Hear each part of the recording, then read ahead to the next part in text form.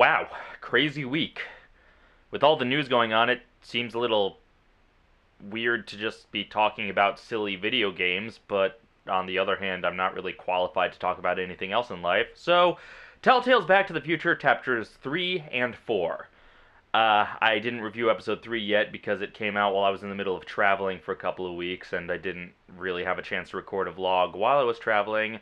And by the time I got back, I was like, might as well wait for chapter 4 to come out and review both of them. So, here they are. Okay, first off, yes, gameplay, more of the same, easy puzzles, very simple stuff. Slightly better. Each episode is improving slightly on a gameplay and puzzle standpoint, but really not enough to really matter. It's basically chapter 4 of Back to the Future is a really easy adventure game, where chapter 1 was a ridiculously easy one. It's typical adventure game puzzle structure, you know, 3 main trials going on and on. In chapter 3, the 3 trials are 3 laws you have to break, and in chapter 4, it's 3 ways to make Emmett undesirable to Edna. But yeah, they're both very short. Chapter 3 felt really short just because the boss fight was so anticlimactic that I was like, that's it? It's over? Really? The most interesting puzzle in both of them, actually, though, was in Chapter 3. The one that to me was most interesting, and even it wasn't anything special.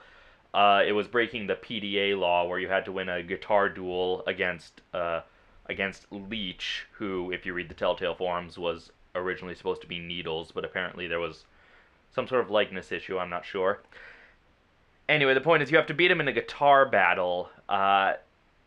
It isn't really anything we haven't seen before, but it's different than the other puzzles, so it was fun there. It's actually really reminiscent of the Deliverance spoof from Curse of Monkey Island, the dueling banjos part. Except instead of imitating the other person, you are leading the other person and trying to get them where you want to go.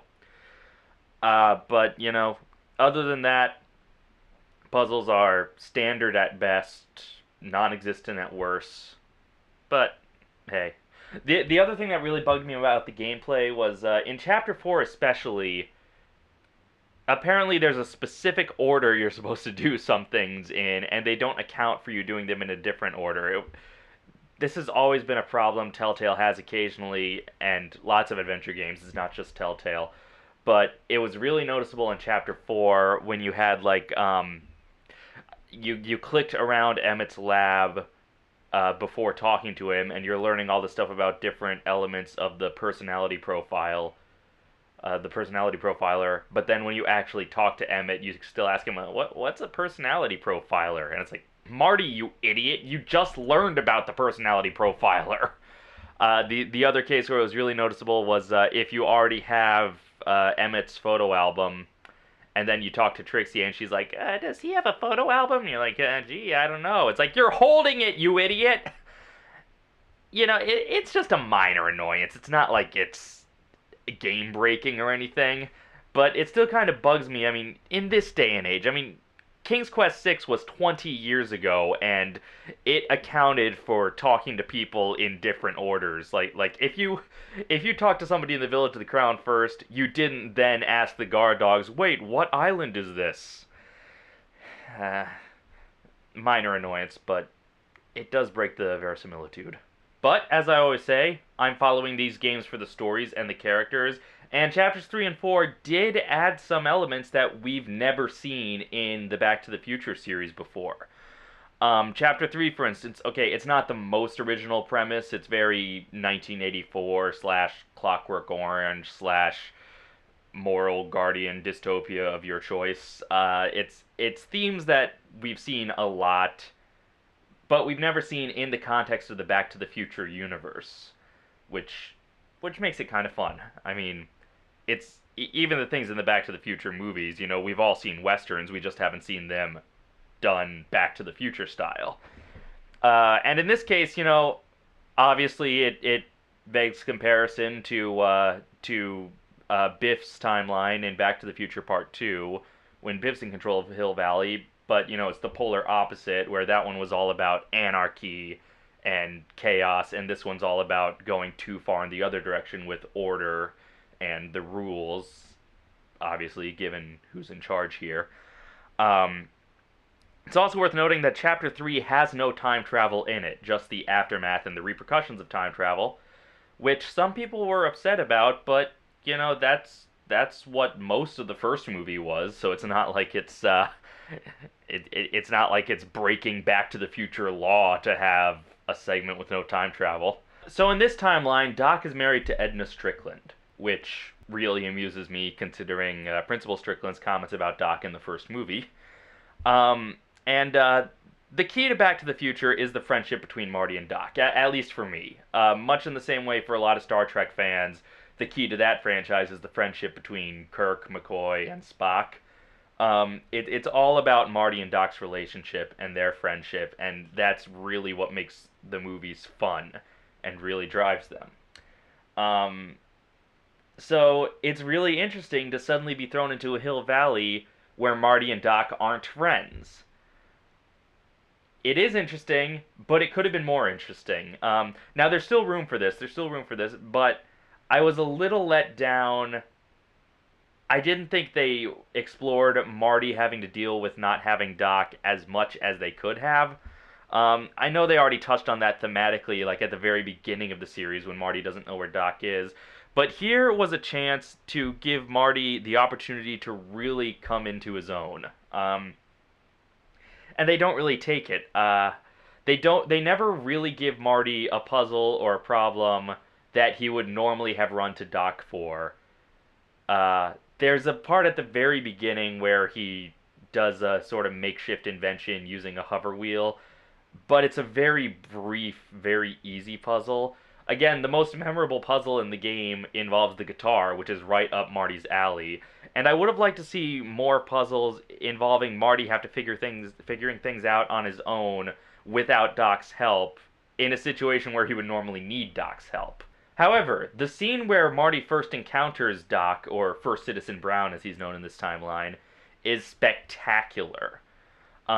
Spoiling just a little bit, that obviously this is a more intimidating Emmett Brown than we're used to. First Citizen Brown, Christopher Lloyd is channeling a bit of his Judge Doom persona, which is a lot of fun, but still intimidating. But in many ways, he's still the same Emmett. He has, deep down, he's got a lot of the same, he started off as the same person. And there's this moment when he's just starting to believe that Marty comes from another timeline, and he's just starting to believe his whole crazy story, and he's looking back over his life and listening to Marty's description of what his life was in his timeline. And there's a moment where he just pauses and asks, Am I happy there? And it's heartbreaking. It's like, holy crap, this is a world where Emmett Brown, our beloved Doc, is miserable. And so First Citizen Brown joins Marty, and Chapter 4 begins with Marty being Doc's mentor and teaching him the ropes, similar to the 1955 parts of the first movie. And it's demonstrated subtly when they first come into 1931 Town Square, and it's First Citizen Brown who almost gets hit by a car crossing the street. It was a little nod, but it made me smile. Now I'll confess I was a little confused as to how quickly First Citizen Brown was going along with it. And it was like, it felt sort of like Billy the Kid in Bill and Ted's Excellent Adventure. He was dealing with the oddity of time travel with the greatest of ease. But it turned out that he still does have his reservations. He just doesn't let on to them right away. And while most of Chapter 4 was pretty standard adventuring, with Marty and seemingly normal Doc, I'm trying not to give too much away, but you knew it was going to get dark right before the last episode anyway. And the thing that really makes Chapter 4 shine is when they bring up something that's always sort of been lurking in the Back to the Future series, but has never been addressed, and that is the ethics of changing the timeline. For the first time in the history of the Back to the Future franchise, the question comes up, who is Marty to say that his timeline is the correct one? Who is Marty to say, every time Marty changes the past to the timeline that's better for his family, does he really have the right to do that? Sure, Biff is a bad guy. It's probably best for everyone that he's not rich and successful like in his timeline in Back to the Future 2. But still, I mean, who knows whose other lives he's affected along the way, and just because he makes things better for his parents, even if he's doing it for selfless reasons, if he really thinks that he's making things better for his family, making things better for Doc, does that still give him the right to go around messing with history? And they've addressed in the movies the dangers of time travel and changing the past, but never the ethics. And it was fantastic to see that brought up in the Back to the Future context. And the scene where it's brought up is again a little heartbreaking, and it's really intense as it sets up what I presume is the final conflict for the series. And holy crap! I mean, again, I don't want to spoil anything, but I'm really intrigued and really looking forward to Chapter 5 now. It's great to finally see Lorraine, and she and George are sort of back to their personas from the beginning of the first movie, because all that stuff in the 50s never happened the same way it did at the end of the movie. Although Lorraine's a bit more cheerful than she is at the first movie. I was actually really interested to see that in the first Citizen Brown timeline, Marty seemed a lot closer to Lorraine than he did to George. And I don't know if they're going to explore that. Probably not, since we're probably kind of done with that timeline. I don't know. But it was interesting to me, especially after after the game so far had just been about George and Artie and really nothing on Lorraine's side. So it was kind of funny to me that in this timeline, like, Lorraine and Marty sort of have a closer bond than George and Marty do. And Claudia Wells. It was great to hear Claudia Wells as Jennifer again. And once again, it's a different take on Jennifer than we've seen before. And admittedly, probably any actress could have pulled it off, but having it be Claudia just, added that slight touch of authenticity, especially since Christopher Lloyd wasn't in Chapter 3 very much, so here we had our official actor in again. Although, by this point, I kind of consider A.J. Locascio an official actor, because as far as I'm concerned, he can go on voicing Marty McFly forever in whatever they need him for. But it's still, Claudia Wells, I mean, I met her once. She's a really sweet person, and it's just great to have her be a part of the Back to the Future franchise again. As always, there are several movie references, a lot of Star Wars references in between these two episodes, which, Star Wars references are easy, but they're fun. And, very obvious Clockwork Orange references. But I am such a dork, but the reference that made me smile the most was the In-N-Out Burger reference. There's a bit on one of the intercoms where you click on it and Marty's like, yeah, I'll have a double animal style, and I'm like, ah! Yeah, In-N-Out Burger is the thing I miss most about the West Coast when I'm not there. Yes, fast food geek, I know, that's a new one. So anyway, if you haven't been enjoying Telltale's Back to the Future because of the gameplay, if the easy puzzles are just pissing you off that much, these entries are not going to change your mind. And I'll admit it, I wish the gameplay was better. I wish there were more interesting puzzles. I wish there were more memorable puzzles. And I'm kind of, part of me is kind of hoping that there's a Season 2 just so that Telltale actually has a chance to do justice to the gameplay side of things. But once again, the story makes up for it for me. I'm really on the edge of my seat with this story.